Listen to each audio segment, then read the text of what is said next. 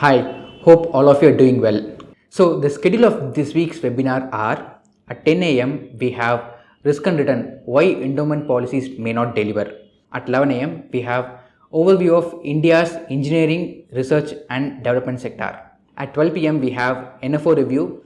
Should you invest in NFO? So please attend these webinars and please share the link to your known circles as well so that if you think they would benefit.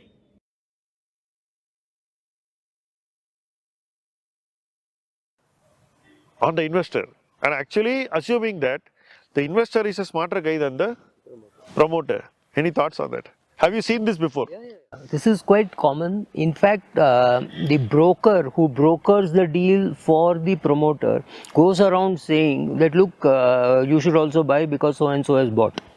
And even fund managers get carried away by some of these guys who are not known to be people with great ethics. The minute they buy, they have to go and talk around so that their valuations go up. They do it, and we all know that many of them do it, and it is impossible for the regulator to reach all these problems. It is up to the industry to believe that they should not do those things, so these things will happen.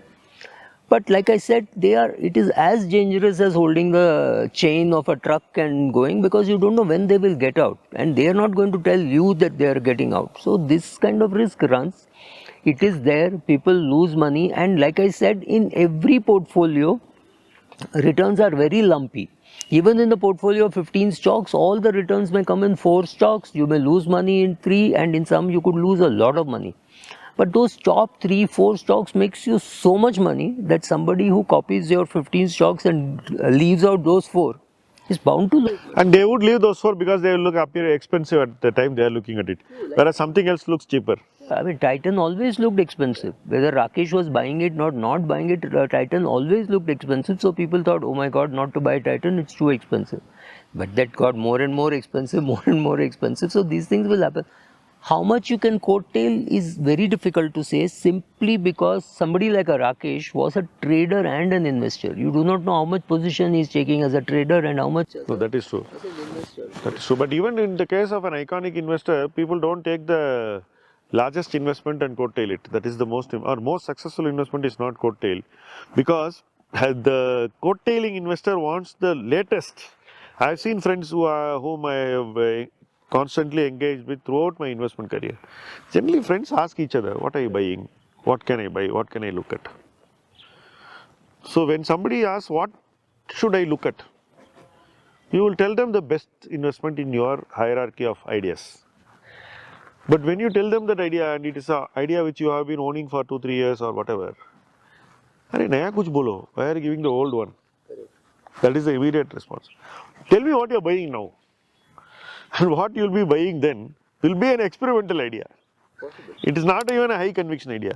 But he, as a friend, coaxes you to tell him that. So you tell him, I am buying this, but I am not sure, because I am still experimenting with that idea. If it works out, I will buy more, otherwise I may accept my mistake. नहीं कुछ नहीं होगा, I will buy. He concludes, because he is thinking नया है, he has just started buying this, so I must buy it early. So somewhere, even the person coattailing wants to be as smart as the person whom they are coattailing, or even sometimes smarter than us. Whereas we ourselves are not that smart. That's the honest truth at that stage in an idea. We become smart when you grow with the idea grows on you and your conviction grows. But people don't see that. They want kya garam hai. They want to eat what is the hottest dish. They don't want to buy where your conviction is the strongest. And this problem is what is leading to all the misery and pain. No, in this case, this is not exactly coattailing, because they are asking you. When they don't even know why you are buying. For example, That is when you look at shareholding patterns and buy. or when you hear that Mr. Mangalam Birla or Aditya Birla has bought shares of Larsen and Toubro, you also go and buy. You don't even know that he was buying to take over the cement division. That was his reason why he was buying. Maybe he bought 5 crore shares and then he said, okay, I want this, then he took it over and then maybe dumped the shares at a loss. For him, the bigger game was to buy the Ultratech thing, right? It was not to make long-term investments in Larsen and Toubro. You don't know that. You don't know the whole story. You cannot copy. You know, I keep telling this story that there was one man who went to a conference in the morning. So the speaker said, I've spent a lot of time on the lap of another woman, and that's not my mother. That's not my wife. So when the people were wondering, and he said, oh, it's my mother. One guy who attended the conference got drunk in the evening, and his wife was also sitting, and he said, I've spent a lot of time in the lap of another woman, and that's not my wife. And he said, oh shit, I forgot the answer, right? So my logic is very simple. Don't cut if you can't paste. Go talk to an investor, do some research, all that is fine. But if you don't have, for example, if I'm coattailing you and I don't know that you have a 20-year time frame, and I have a 2-year time frame, I'm not wrong. You bought at the right price. I also bought with you, but you have a 20-year time frame. I have a 2-year time frame. I may lose money and you may make tons of money, right? So if you can't paste, don't cut. That's a very important thing for. That's a very interesting point you bring up, because in one of the companies which I bought it at the peak of that cycle. Then that company got acquired at a price 25% cheaper than my acquisition cost. So I didn't offer in the open offer. Then the price went up to 50% above my acquisition price. I didn't sell then also. Then the price came to 50% almost, 45 to 50% lower than my acquisition price.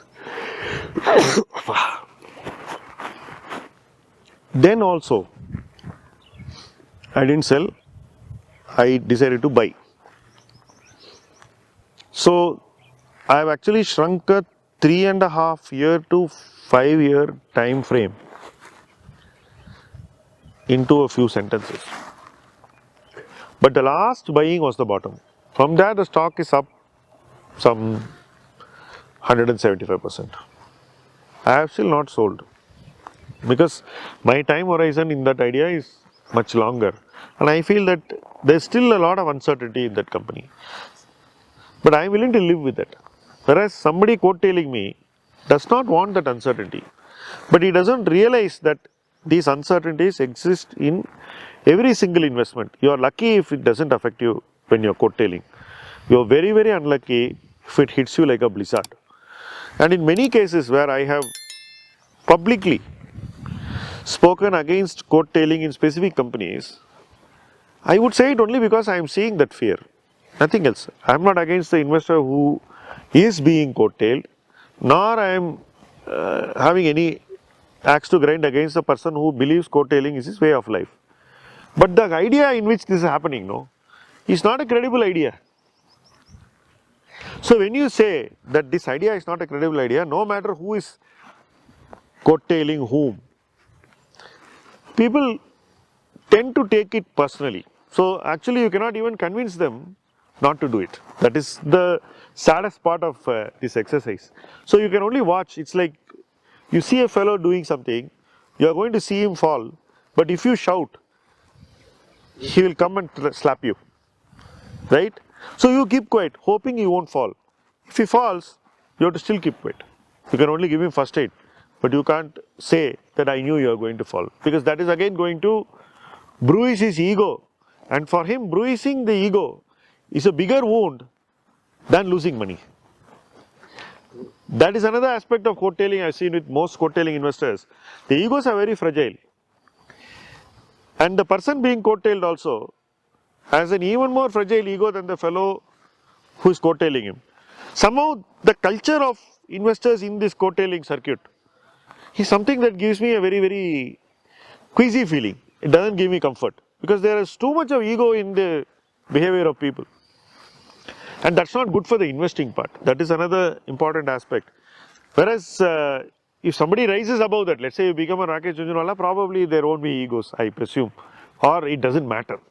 But in your growth phase and where you are experimenting a lot, coattailing can be very harmful to your own psyche as an investor. It can affect your peace of mind, it can affect your own learning, and it can affect your ownership of companies, especially when they go through difficult times. So these are some of the points. Any areas where you have been affected by coattailing?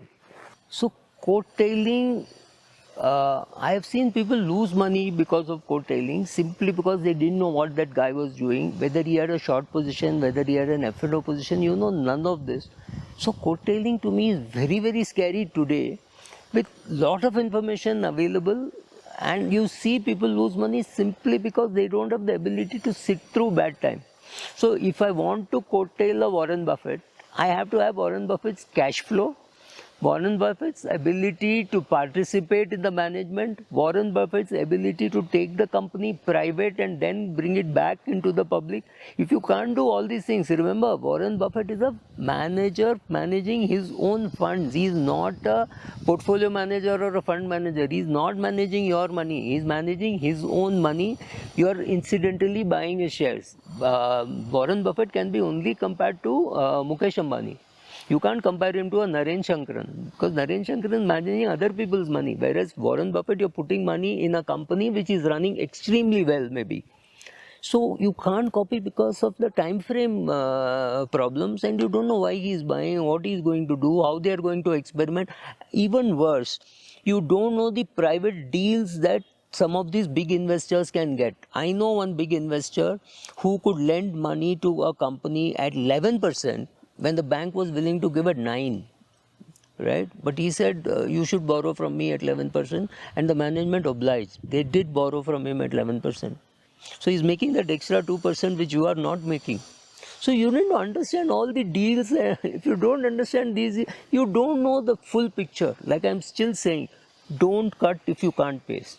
That's a very interesting point on which you can close this video. Don't cut if you can't paste, because if you don't know what you're going to do next, and if you can't do the second part well, don't do the first part. If you can't own a business comfortably, don't copy. Correct. That is the simple message that you're giving, and that's a very, very relevant message, and I hope those who have watched this video take what we have said in the right spirit and use it in whatever way they think it's appropriate. Thank you, Subra, for this wonderful conversation. Thank you.